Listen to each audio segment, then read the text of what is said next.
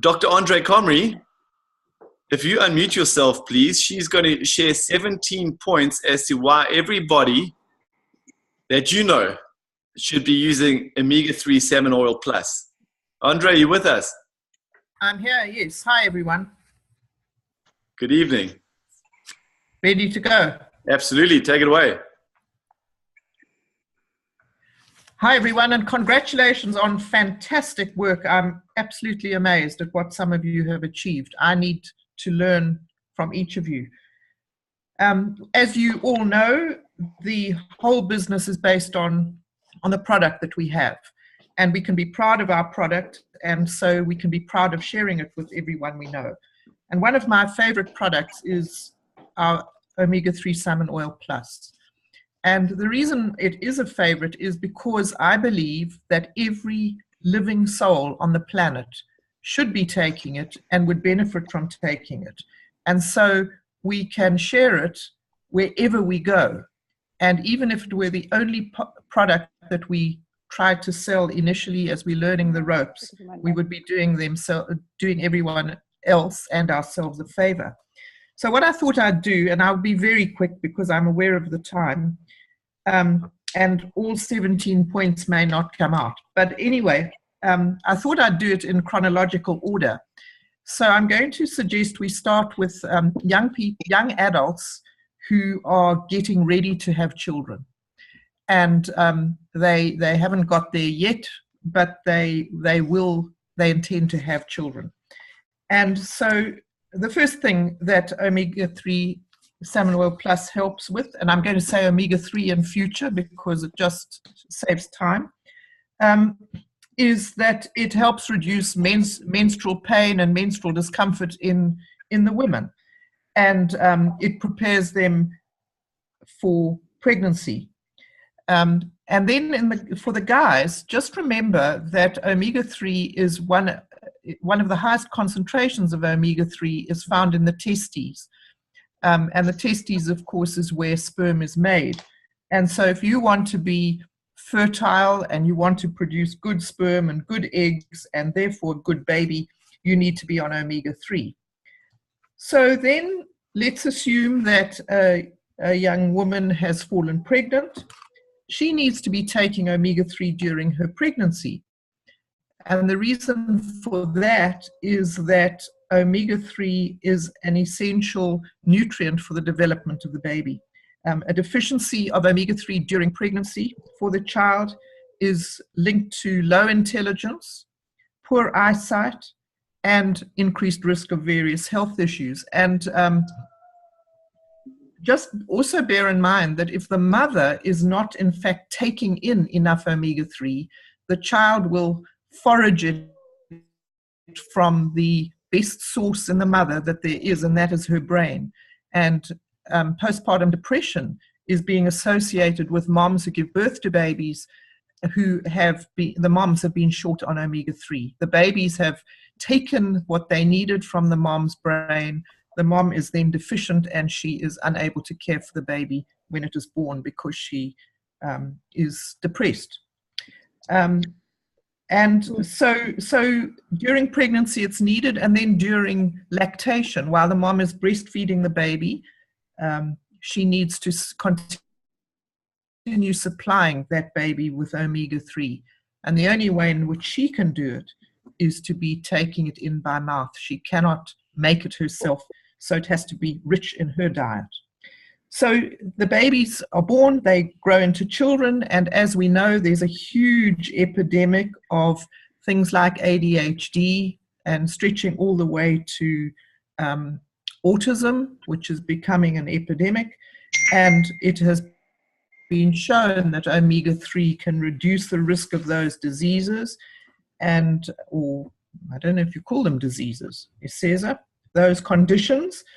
And so omega-3 improves attention capacity in children, reduces hyperactivity, impulsiveness, and aggression, and they simply behave better. Yeah. Then we go on to looking at asthma. Kids who are prone to allergies, those are reduced. Asthma is reduced in kids who are taking omega-3 or have a rich source of omega-3, and that is true of older youngsters as well, and in fact adults. So a reduction in things like asthma. Then if children are battling to sleep, and in fact this is true of adults as well, omega-3 will assist in that. The component in omega-3 which is particularly useful is the DHA, which is the final product in the chain of reactions that produces all 8 of the components that we know about in our product. DHA is the final one, and it is also the one that is a structural component of the brain. Then we go to, sorry, I've put these in order. Where am I? Then in terms of your bones and your joints, omega-3 improves the strength of bones and the health of joints. And that is, of course, true during growth and development. And later on in life, if those are not in good condition, you are at risk for osteoporosis and arthritis. Omega-3 will help with that. Omega-3 is also essential for healthy skin, the cells of the skin, and therefore one prevents premature aging and can prevent the skin from sun damage. And that starts right from young. And the effect of low omega-3 starts showing in due course. And if you are short, you look older before your age. And none of us like that very much. Then it has been shown that omega-3 supplements help with conditions like depression and anxiety. And we live in a society, it's in fact a global society, where depression and anxiety are on the up growth, and the omega-3 oil that is most effective in this appears to be EPA. But it should be the first line of attack when people are suffering from depression, because in some doctors have found that they need not go onto the medicinal drugs for depression by simply adding omega-3 in decent quantities to a diet. We said that during development of the baby, omega-3 is important for sight. And the reason is that DHA is a structural component of the retina of the eye. So if you don't have DHA present, you don't get a well-developed eye, and it can start leading, which is later in life, and can cause impaired vision and even blindness. We then go to more general mental disorders than just depression, and most people with mental disorders have been shown to be low in omega-3. And if they're low in omega-3, one would assume that if you raise that, you can start helping them with their mental conditions. And leading on from that is that we all fear the decline in our mental health as we get older, things like dementia and Alzheimer's. And those conditions are being shown to occur earlier and earlier. And it seems that omega-3 can reduce the incidence of those things, although it's a situation that's being researched at the moment. But what is known is that the seeds for things like dementia and Alzheimer are sown about 30 years before the symptoms actually show. So this is not something you can do readily once you've got the symptoms. You need to start right from the get-go to prevent these things from happening. Then the other major thing that omega-3s do is to reduce inflammation. And inflammation is considered to be foundational to most of the chronic diseases that we get. So if one can reduce inflammation, one reduces many of the heart disease risk factors.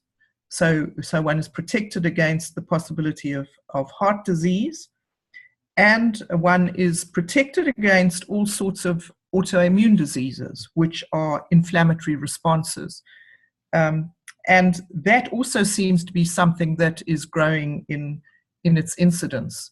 Not very long ago, we'd hardly ever heard about an autoimmune disease. And now if you just look at any popular literature, there are many, many, many people complaining of quite severe autoimmune diseases. Then also, as far as the inflammatory response is concerned, many cancers are underpinned, if you like, by an inflammatory response. So we can get a reduction in some types of cancers, prostate and breast cancer being included in those. Then, where am I?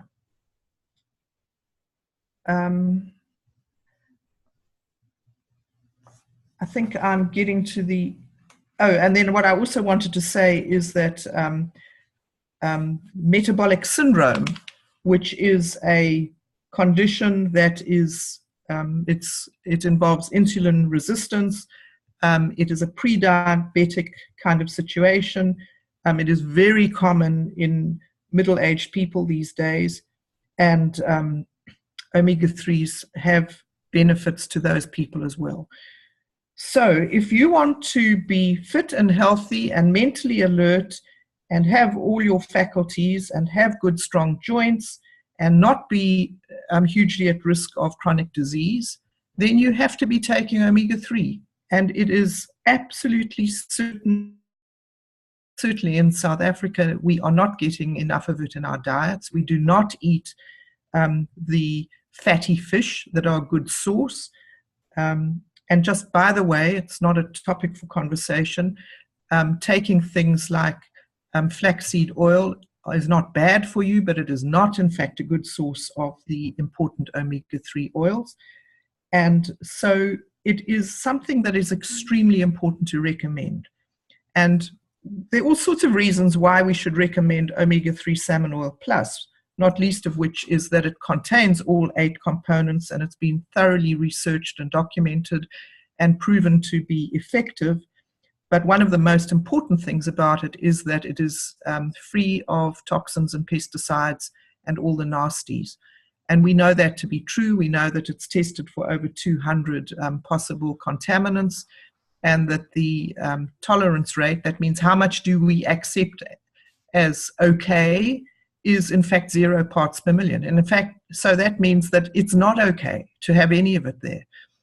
And that is extremely important because the fish, the oceans are so polluted that the fish become polluted, and many of the oils out there probably have got pollutants in them. And when claims are not made on the labels for those products, you can bet your bottom dollar that they haven't tested, or they have tested and they can't say very much good about their product, so they just keep quiet.